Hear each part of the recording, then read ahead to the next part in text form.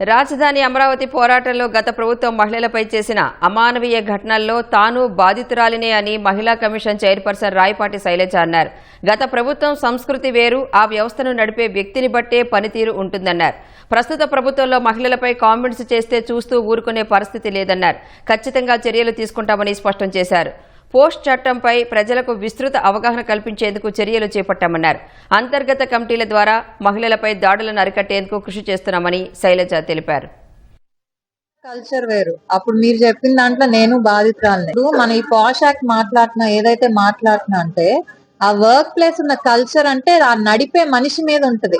వాళ్ళు ఎలా ప్రవర్తిస్తే డిపార్ట్మెంట్ మొత్తం కూడా అలానే ప్రవర్తిస్తుంది. ఇప్పుడు ఎక్కడ ఈ గవర్నమెంట్ కూడా ఒక కల్చర్ ఆడవాళ్ళ మీద దాడులు కానివ్వండి, మాటలు ఇలా మాట్లాడితే ఊరుకోనే చెప్తుంది. సో డెఫినెట్లీ అంతకుముందు ఏదైతే మీరు 5 ఏళ్లలో చెప్పారో ఆ నంబర్స్ ఏవి ఇప్పుడు లేవు. ఈ మీరు చూస్తే ఈ 2 years లో కూడా ఒకళ్ళిద్దరు ఏదైతే అప్పుడు అమరావతి రైతులను అంటం కానివ్వండి, తర్వాత ఇప్పుడు హోమ్ మినిస్టర్ ఇలాంటి నంబర్స్ అయితే తగ్గినాయి. ఇప్పుడు యాక్షన్ ఈ రోజు ఉంది. మాకు ఏదైతే హోమ్ మినిస్టర్ మీద కమెంట్స్ చేశారో ఈ రోజు యాక్చువల్లీ వస్తున్నారు.